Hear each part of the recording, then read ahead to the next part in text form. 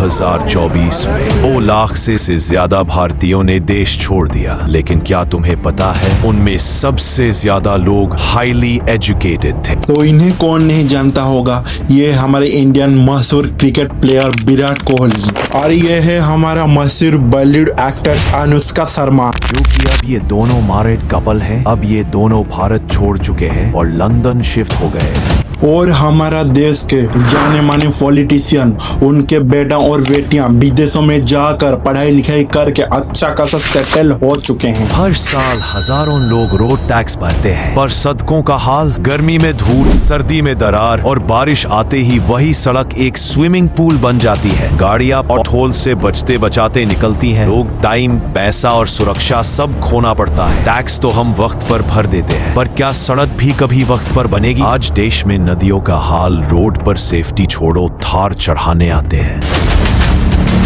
आखिर क्यों जा रहे हैं लोग? क्या राजनीति से तंग आकर या बेहतर अवसरों की तलाश में? ये है द शक्ति फाइल्स, और आज हम खोल रहे हैं इंडियाज ग्रेट ब्रेन ड्रेन का असली सच। तो चलिए दोस्तों, प्रारंभ से आरंभ करते हैं। ये सब ब्रिटिश राज के समय से शुरू हुआ। 1830 के आसपास ब्रिटिश लोग भारत से लोगों को फिजी, मॉरिशस, ट्रिनिडाड, गुयाना और साउथ अफ्रीका काम कराने के लिए ले जाते थे। लोगों से एग्रीमेंट साइन करवाया जाता था। काम बहुत मुश्किल होता था और वापस आ पाना लगभग नामुमकिन था। इसलिए ज्यादातर लोग वहीं बस गए और बाद में उनकी अगली पीढ़ियों ने उन देशों की नागरिकता ले ली। इंडिया इंडिपेंडेंट हुआ सन 1950 के बाद। डॉक्टर, साइंटिस्ट, प्रोफेसर, इंजीनियर, ये सब हमारे देश छोड़कर यूएस, कनाडा जाने लगे और वहां पे जाकर जॉब करने लगे।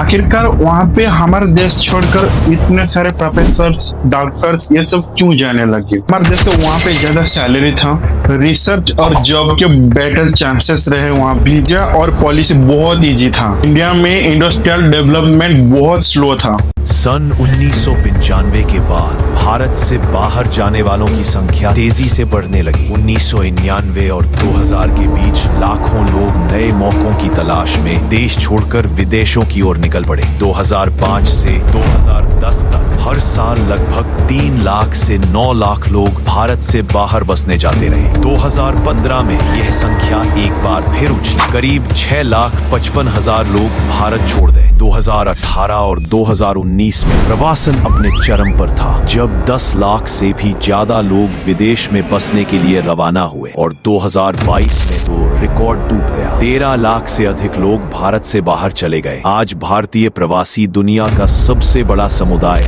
और हर साल लाखों नए सपने सीमाएं पार करते हुए अपनी नई मंजिल की ओर बढ़ रहे हैं। देखा जाए तो भारत में 1-2% ही ऐसे लोग हैं जो इनकम टैक्स भरते हैं। भारत में 100 में से सिर्फ 1-2 लोग ही इनकम टैक्स भरते हैं। जो बड़े बड़े बिजनेसमैन या रिच लोग विदेश चले जाते हैं तो देश का टैक्स का बड़ा हिस्सा भी उनके साथ बाहर चला जाता है। इसका मतलब सरकार की कमाई कम और बोझ बाकी जनता पर ज्यादा।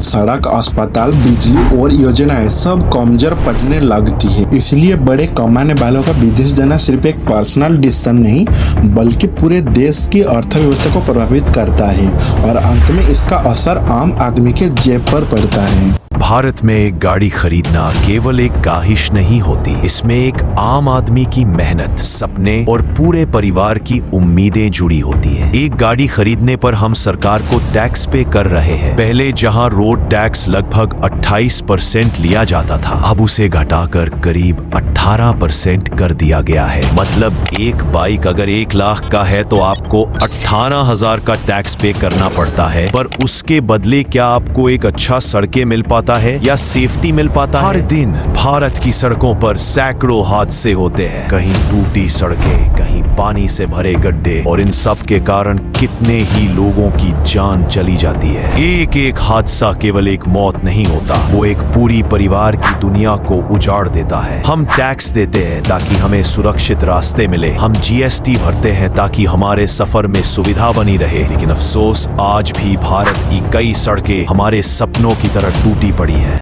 और आप सभी को तो इस इंसिडेंट के बारे में पता ही होगा। 19 मई 2024 रात के 2:30 बजे महाराष्ट्र के पुणे के एक मशहूर बिल्डर जिनका 17 साल का एक बेटा शराब के नशे में धुत होकर अपनी स्पोर्ट्स कार में 2 कपल्स को टक्कर मारता है। उन दोनों को वहीं ऑन द स्पॉट डेथ हो जाता है।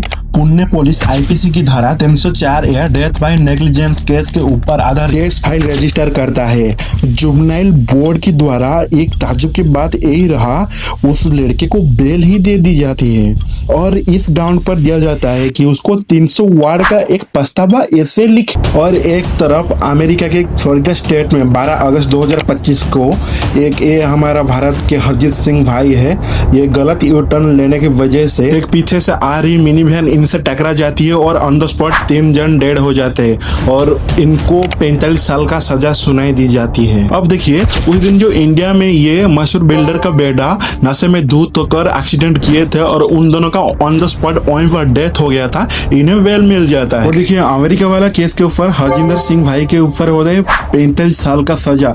उनका कानून कितना सख्त है यूएसए में। देखिए भारत की सड़कों पर ट्रैफिक नियम अक्सर सिर्फ कागजों पर दिखाई देते हैं। हेलमेट, सीट बेल्ट, कई लोग इन्हें हल्के में लेते हैं। गलत ओवरटेक, हॉर्न का शोर और कभी कभी शराब पीकर ड्राइव, यही रोज का नजारा है। लेकिन दूसरी तरफ अमेरिका, जापान, चीन और इंग्लैंड, यहाँ नियम तोड़ने की हिम्मत कम ही लोग करते हैं। सीट बेल्ट नहीं, तुरंत चालान। शराब पीकर ड्राइव, भारी जुर्माना और लाइसेंस रद्द। एम्बुलेंस, पूरे रास्ते ट्रैफिक खुद ब खुद हट जाता है और सड़कें साफ, मार्किंग सही, सिग्नल टाइमिंग सटीक। भारत में सिविक सेंस की कमी एक बड़ी समस्या बन चुकी है। कुछ लोग जहां तहां पेशाब कर देते हैं, दीवारों को थूक से रंग देते हैं और कचरा ऐसे फेंकते हैं जैसे सड़कें उनकी निजी जमीन हो। बहुत सी चीजें जो प्राइवेट में की जानी चाहिए, कुछ लोग उन्हें सार्वजनिक जगहों पर कर देते हैं बिना ये सोचे कि इसका असर आसपास के लोगों और देश की छवि पर पड़ता है। पहले अतिथि देवो भव हमारी पहचान था, आज कई जगह त्योहारों के नाम पर शोर, गंदगी और हरासमेंट जैसी चीजें देखने को मिल जाती हैं। दुनिया देखती है और देश की इज्जत भी दांव पर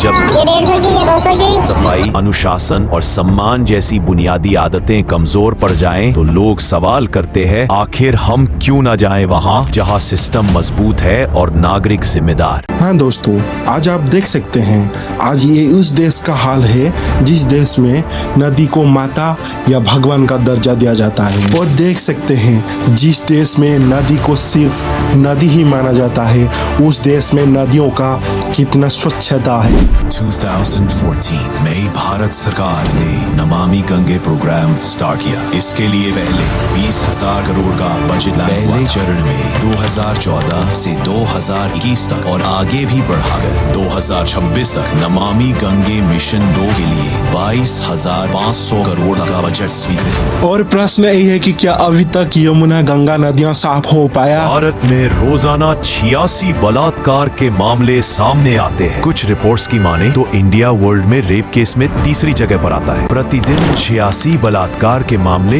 दर्ज होते हैं, यानी लगभग हर 16-17 मिनट में एक मामला सामने आता है। यह आंकड़े केवल दर्ज किए गए मामलों के हैं। सामाजिक भय, बदनामी और अपमान के डर से न जाने कितने मामले कभी दर्ज ही नहीं हो पाते। और आप सभी लोगों को तो पता है हमारा देश के सिस्टम के बारे में, आज जेल हो गया तो कल बेल भी मिल जाएगा। दुबई में आपको कोई टैक्स पे करना नहीं पड़ता, सेफ्टी पूरा मिलता है और बड़ी बात है कि वो टैक्स फ्री देश है। इसी कारण वहाँ बड़े बड़े बिजनेसमैन बल्कि कई बॉलीवुड एक्ट्रेसेस बस जाते हैं। जहाँ एयर पोल्यूशन AQI 403 पार हो, जहाँ पर मिनट सांस लेने को तकलीफ हो और धर्म के नाम पर अश्लील नृत्य करते हुए ये कुछ धर्मों के नामों पर गुंडागर्दी करते हुए लोग दूसरे धर्म के लोगों की भावनाओं के साथ खेलते हैं। जहाँ पर हर एक चीज मिलावट बन चुका हो, मिल्क, पनीर, दूध, दही, छाछ, खाने पीने की हर एक वो चीज, जहाँ पर एग्जाम से पहले पहले ही पेपर लीक हो जाता हो और आवाज उठाते ही उस पर लाठीचार्ज होता हो और धर्म को छोड़िए भाषाओं के ऊपर लड़वा दिया जाता हो और जात पात के नाम पर आपको हमेशा अपमानित किया जाता हो। जिस देश पर गंदा से गंदा पॉलिटिक्स हो और नेता टोपीबाज हो और करप्शन चरम सीमा पर हो और देश के हर कोने पे फैली हो। देश में अनएम्प्लॉयमेंट पूरे चरम पर है। अगर कोई छोटी मोटी नौकरी कहीं कर भी रहा है तो वो बदतर से बदतर है। हर महीने उसके पॉकेट खाली। तो लोग वहाँ क्यों नहीं जाएंगे जहाँ हवा शुद्ध हो, पानी साफ हो, सुरक्षा हो, अच्छे रोजगार के अवसर हो, बेहतर शासन हो और जहाँ लोग एक दूसरे का सम्मान करते हो। अगर देश को आगे बढ़ाना है तो सबसे पहले सिस्टम को स्ट्रॉन्ग बनाना हो। कानून सख्त हो, कानून सबके लिए बराबर हो, चाहे वो आम आदमी हो या बड़ा। करप्शन पर जीरो टॉलरेंस हो, क्योंकि भ्रष्टाचार सिर्फ पैसा नहीं भरोसा भी खा जाता है। अनएम्प्लॉयमेंट पर काम करना होगा। नौजवान को डिग्री के साथ स्किल और जॉब दोनों देनी होंगी। समानता जरूरी है, न धर्म के नाम पर भेदभाव, न जाति के नाम पर नफरत, न अमीर गरीब का गैप। सरकार को चाहिए स्ट्रॉन्ग पॉलिसीज और क्लियर विजन और लोगों को चाहिए ईमानदारी, डिसिप्लिन और जिम्मेदारी। जब सिस्टम मजबूत होता है तो बिजनेस भागता नहीं, देश में निवेश करता है। और जब नागरिक जागते हैं तो देश सिर्फ बनता नहीं बल्कि बदलता है। और हाँ दोस्तों, मजबूत सिस्टम, सख्त कानून, ईमानदार लोग, यही भारत का भविष्य है। तो हाँ दोस्तों, सरकार को इसके ऊपर ध्यान देना हो। तो आज के लिए बस इतना दोस्तों। अगर वीडियो अच्छा लगा हो तो चैनल को सब्सक्राइब करें, वीडियो को लाइक करें और अपने दोस्तों व रिश्तेदारों के साथ जरूर शेयर करें।